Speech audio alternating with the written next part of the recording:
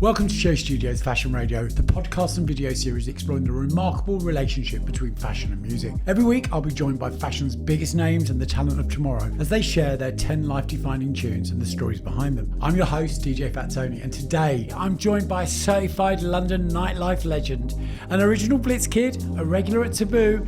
This club kid has not slowed down since she first hit the scene in the 1980s.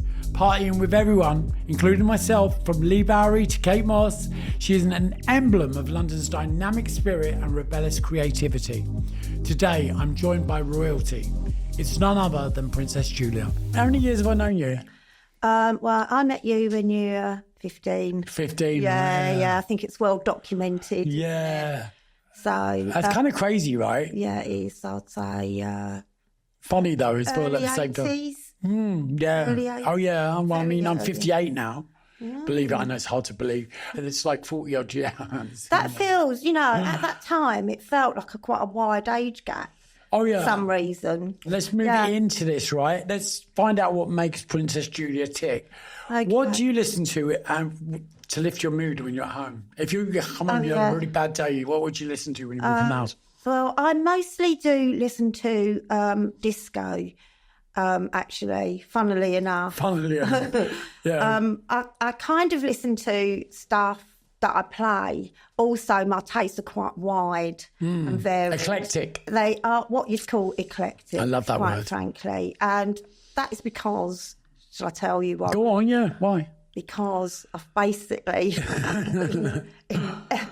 I've been going out since the mid-70s, and I've been involved in, I guess you'd call it, subcultural movements, but youth culture. I don't know if it is youthful, though, but like stuff going on, creative scenes, let's say that. Yeah. I've been involved in creative scenes since the mid-70s, I wouldn't say that you've been involved. I'd say you've been at the forefront. And let's be, in my honest opinion, that, there's been eras where, whether it be new romantic, you were one of the faces of being new romantic. You were the face of the whole day glow image of like when you shaved your head and you suddenly were like, after you got rid of that beehive and you suddenly shaved your head and you're on the cover of Time Out. People, when they go on about the new romantic era, they think of George and they think of all those people, they all like that. All of that lot were like flies around shit when it came to Princess Julia. They were all around you. I do remember George saying the first time that he actually met me, and I remember actually it was some party we were at, and we started talking, and he was rather taken aback by my sort of common accent, regional accent. And we have remained friends throughout the decades as well. That's another thing that I find really invigorating, the sort of intergenerational scenes that we're part of. I love to be involved in things and part of things. Obviously, that's what keeps us going. Do you think that music and fashion keep you young? Yeah. 100%, right? Yeah. 100%. I get so excited by new music, so excited by listening to new tracks. I'm like, oh my God. It's like, we were talking before we started this podcast today about how you get those ones that go, it's not the same. I don't care anymore because it's not the same. Thank God it's not the same, right? Yeah. I've got to say that... my list of music that I personally like to listen to at home. Yeah. We sort of covered that a little bit. It's wide and varied. So what's the one track that you would go to if you've had a really boring, pissed off day and you get home and you think, I need to lift my spirits? What's that one track that is going to take you to a place there's quite a few. Yeah, but you must have one. We all have one. I mean, I'd probably stick Sylvester on. Mighty Real? All of it. All of it. The whole catalogue. Or, that's sort of like a disco electronic high energy mood that I love. It's sort of Patrick Cowley. Amazing. Beyond. But then I'd probably put the Pet Shop Boys on too. What one? Well, I love the Pet Shop Boys. Yeah, but what track? What's the one? Good, no, but what's the one that does it for you? That you just think, it doesn't get better than this? do like Pananero, actually. Do you? Yeah. Do you know what? But there's loads of them. But they captured that market for feel good feeling. Yeah. You know what I mean? Like, and that, you know, looking back on them, you know, they've been, you know, they've moved with the times, they've moved with fashion, and the people that they work with and they brought back from the past, they made fashionable again. Yeah, and also they're very aware of stage presence and how they look. And I love how they bring a fashion theatricality into with a hat and a pair of sunglasses. I mean, come on. But it's how they wear it. It's like Chris Lowe behind a keyboard always had that look. And you expected that look, but he always changed that look slightly. Yeah. But you still knew it was Chris Lowe. Yeah. You know what I mean? I think they're brilliant. Yeah, I and agree. their musical tastes and the productions are quite wide and varied. They've ventured into like classical music. Yeah, did you go and see them at the Albert Hall for the classical set when they did with the orchestra? Oh, it was pretty mind blowing. No. So, next question: what song do you most associate, right, with your youth in London? Oh, okay. So, my youth was really in the early 70s, I would say, you know, while I was about 12, 13. So that was the scenes that were going on musically were, you know, it was the glam rock scene, obviously. Amazing. So I'm going to say Ziggy Stardust.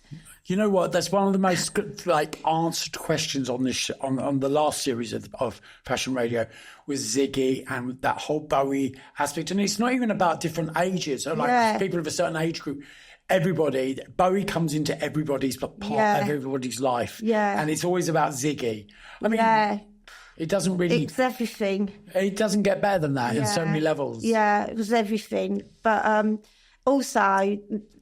there was that kind of music going on. That's sort of Mark Bolan and all those fabulous glam rock stars and things. But also there was a real like soulful sort of dance scenes going on that were in the charts. Yeah, you know, and that was sort of making its way into the mainstream, and then sort of moving along a bit. The punk scene sort of erupted, and for me that was so important. Because the women in the punk scene were so major, and that really did. Even though they were really only a couple of years older than myself, but those women I found so inspiring. But like Jordan and Jordan, the likes of Susie Sue, those women I just found so sort of inspiring. I know it's hard to believe, but when I was about 16, I was really very shy. So, did you think that the power in those women and the way they looked really helped you progress in life, to become who you are now? Yeah. It was the sort of like idea that you could create this whole sort of image and a way of being around yourself. And you know, to me, those women were like goddesses, you know, and it didn't really matter if they couldn't really sing that great or whatever. They had loads of personality and energy. You know, the outrage that went with them being the way they sexualised themselves and the way they looked. But it wasn't really, that wasn't the shocking thing about it. It was the fact that they were powerful women was the shocking thing about it. I think that's what people couldn't cope with. The fact that they were these women that didn't give a flying fuck about what you thought of them. Do you know what I mean? Because that was what punk was about. And for me, punk was really about anti-fashion. It was sort of like going against what was considered beautiful. Or, you know, like a flawless look. You know, it was about sort of being really sort of a bit grimy and gross. And grossing yourself out. And like, so it was super camp. In actual fact. Do you know what I mean? Yeah, 100%. It was a really powerful way of projecting an image. And it was quite sort of, you know, garish. And, you know, that look, you know, from those founding members continued into the new romantic movement and into the gothic movement. Yeah, 100%. Even, you know, it kept going and kept reinventing itself. Or well, it still does. Yeah. I mean, you know, if you were to look at so many designers of the moment, they all still take from that punk era. Yeah, all the time. And that gothic era. I mean, goth's more back than it's ever been in so many levels. And the new romantics, yeah, 100%. You know, it just keeps coming round. And the reason it comes around is because that's what happens with it. You know, those designs, you'll look at that bit, oh my God, let's bring bondage trousers back. How many times can you bring bondage trousers back, but each time letting them get better? Oh, well, you know, initially, the idea of the bondage suit and the bondage trousers, and it's really so visionary of Vivian and Malcolm. You know, that their vision was that those were the bondage suit and the bondage trouser was their equivalent of a jean. Yeah. And, you know, really, it's come true. It has totally come true, yeah. You know, you can buy sportswear that's got bondage straps all over them and secret zips and whatnot. Yeah. You know, and that's just really quite a sort of regular kind of look. You know, like you're talking about fashion. Yeah. And I sort of feel like that the same can apply to music. Yeah. And the same can apply to artistic endeavours, you know, like all those worlds for me are all part of the same, they're part of the same sort of stem of creativity. Creativity, full stop. You know, and it is about, because actually there's nothing really new. Like even when we were like creating something new, really, with the new romantic era, or we were really looking at things that had happened in the past, like, you know, film noir. We'd love to be a film noir. We were looking at John Waters, you know. We live for John Waters. We live for John Waters. We were looking at, you know, films from, you know, art house type films. I love it when somebody does something or does a performance or piece of artwork, and I kind of really enjoy my mind as a reference library. Like, oh, that's so and so, and if they're not that au fait with what I mean. Yeah. I mean, I enjoy showing people, you know, like actually you really need to look at this film, or you need to read this book, or referencing points. You know, amazing. Because maybe they didn't have people around them that sort of knew about them. Maybe their parents don't know. Or, you know, we live in such a little fast world of like flick to the left all the time. Yeah. And then people really don't take the time to actually find out what made it okay for them to actually just be walking down the street in a dress with a beard. They don't understand, because everyone's so caught up with the moment and thinking that they are the moment that they forget about what really made that moment and makes it okay to have that moment. I think people sort of like get the mood that what they're doing has some sort of reference in the past. Yeah. And they may have somewhere seen a few snippets of something that's something sort of penetrated in. And so I don't think people do things without any sort of knowledge, but it might sometimes be a subconscious thing. Obviously, but it's always good to like pinpoint a thing. Like, totally, you know, we could sort of say, well, you know, the Coquettes, you know, they put glitter in their beards and like wore dresses and, you know, had a high old time, and, you know, maybe that'll open a door and then they'll go further into like the whole scene that the Coquettes created back in like the 70s. What song would you play on repeat while doing a DJ set if you had the chance? Well, you know, having the chance is one thing, because we've all done it. We've all like thought, I love this song so much. I used to play it again. I have done that. Yeah, of course. Who hasn't? You wouldn't be a good DJ if you didn't do that. But I would say I have go-to records that I tend to include in my set wherever I play, and one of those is Mighty Real by Sylvester. Yeah, you can't go wrong. I call them pegging track. Well, it is a genius track, isn't it? Oh, come on. The fact that we're still talking about it 50 years later, it says exactly what that track is. But then also, what about Donna Summer, I Feel Love? It's incredible. Incredible. The pinnacle of disco. And you know what?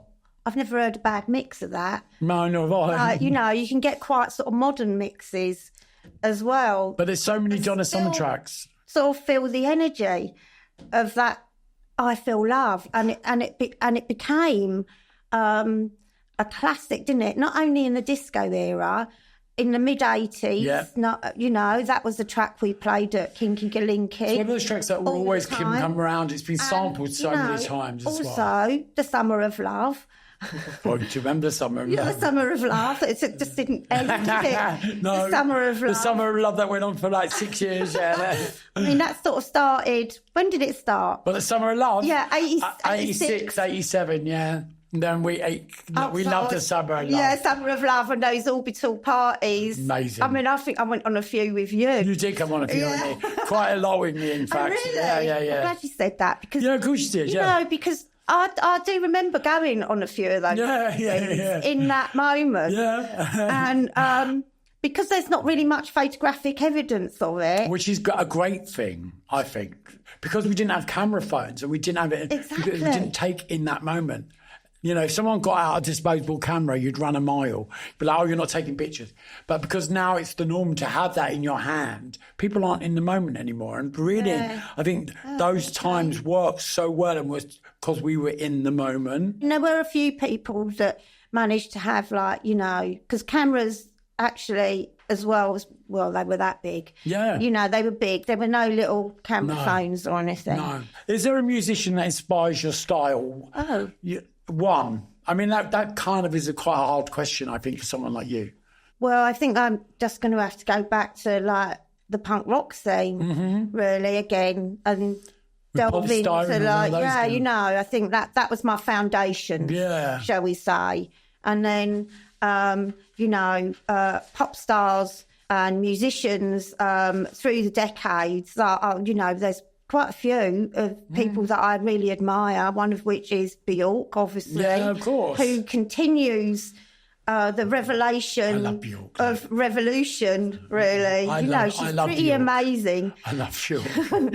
She's pretty beyond, isn't she? Oh, come on. You know what? Going.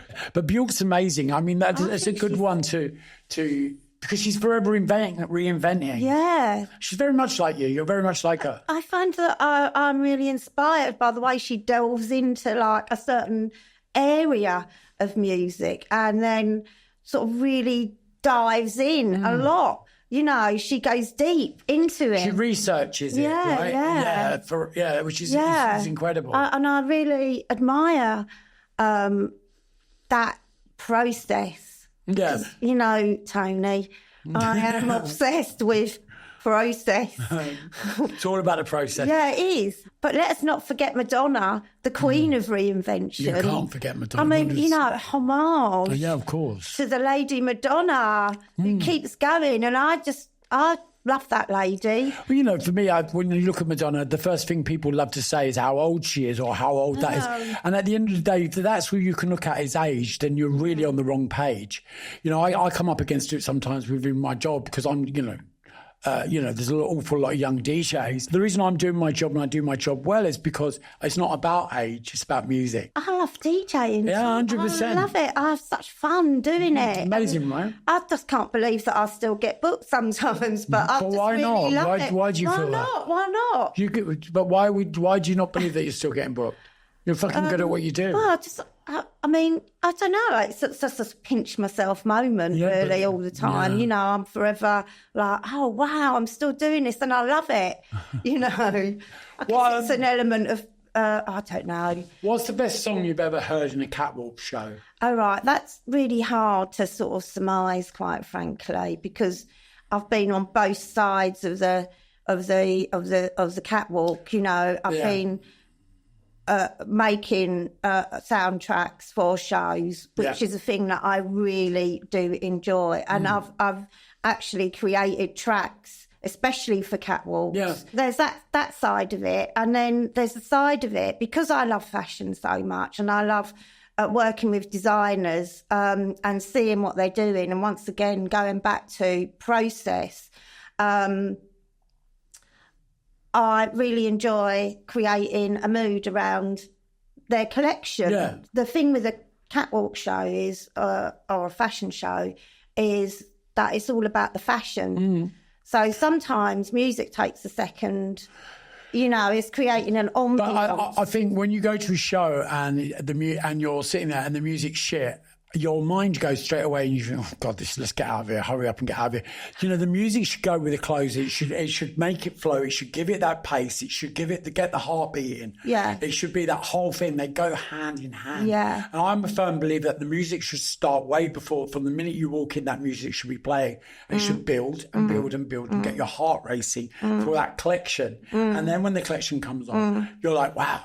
And then boom, you're off. And it all makes sense. So for me, when I saw this question, and for you, and I just thought she might actually reference Body Rock for Body Map back in the day. Oh, do you know? Okay. You know what? That's the one that stuck out for me. Was because Body Rock at that point in time was like, Taboo. It was the soundtrack of Taboo. It was the soundtrack of so many things. Yeah. And for Body Map, it was like the moment when they played Body Rock in the show. It was just like.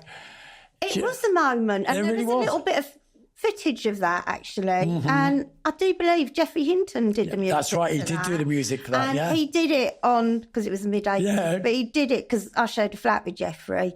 No shit, really? I didn't know that. No, some people funny don't know that. Yeah, they don't actually do that. But it's actually quite interesting because Geoffrey has a very specific way of doing things, and, it was very archaic in those days, and literally splicing up cassette tapes and piecing them together. Putting things together in those days was very sort of primitive, really, but also very entertaining and enlightening, because even though the technology was pretty limited, you'd have one of those old 4-tracks. You used to splice it down. Splicing up cassette tapes and sticking them in and things like that.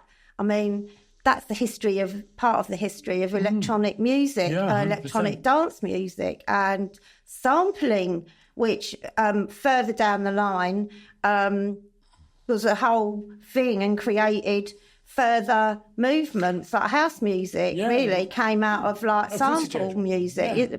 It was all that. And even like in today's musicality and people creating tracks, it's still going on. Of course it is. Let's talk about Steve Strange and Fade to Grey. Oh, yeah. Right? Who styled that? Can we? Who styled it? So, there were no stylists.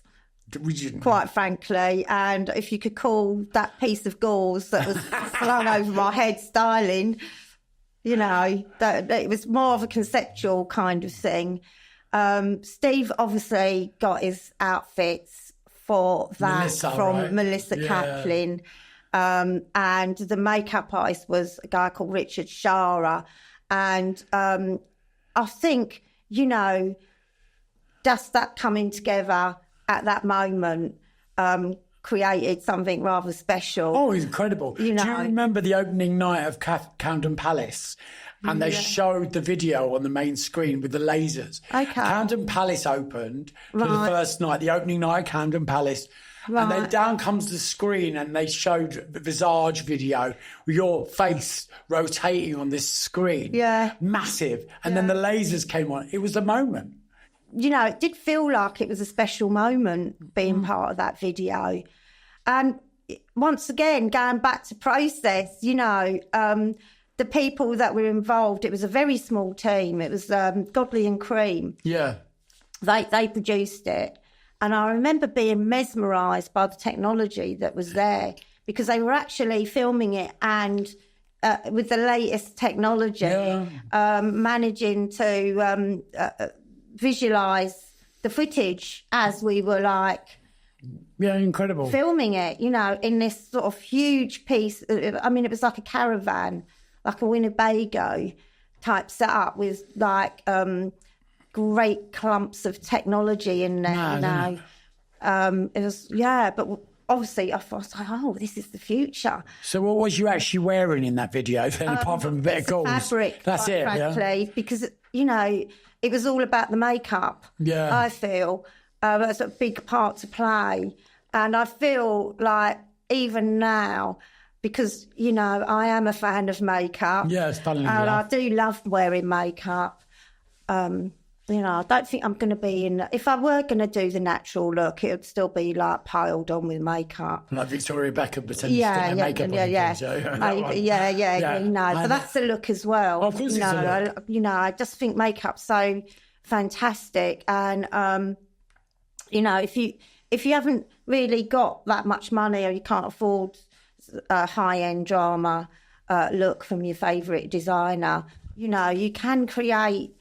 your own thing, aesthetic with makeup, and I find that really interesting. That makeup really can direct a look. Because you were known for your eyes, always known for that eye makeup. Okay, you were. You know, it was like you had this massive matted beehive at the back. Which was like, this hair went up and she wore all these cheese-clothes cloths, like the Westwood stuff. Do you remember? Yeah. And but it was always about the Princess Julia eye. Yeah.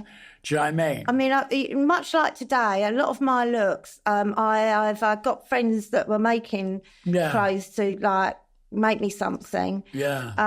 Or I'd buy certain pieces, you know, that I could afford from Westwood or Dictionaries or whatever. Staple pieces, you know, bits and bobs, you know. And then, you know, really, yes, under the inspiration of various iconic people around me, I sort of, like, cultivated my own...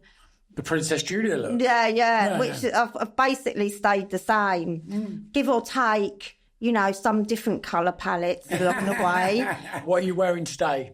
So today I've got... Who's this look by? So, like, you know, I'm always very keen to have a look on. And today I'm wearing Jordan Luca. Show you. Both. Go on, please show us, yes. Look. Hold on. It's like a jacket over the top. Look, it's pretty cool. And it's got bondage on it on the back. Again, there we go with the strap. It's a sort of like shirt... That's a kilt.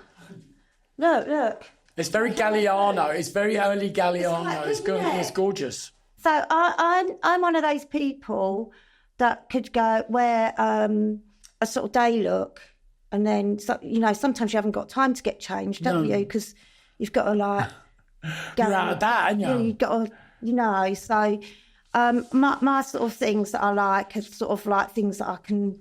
That travel. That adapt. Have anyone whose wardrobe would you love to raid? Do you know what? I wouldn't mind having a look in Daphne's. I'm not joking. No, I'd love to look in there. She's got all sorts in there, hasn't she? I wouldn't mind having a little Varda. People go to me, oh, Julia, you must have such a big archive. And I went, I kind of do. But do you know what? I do give things away.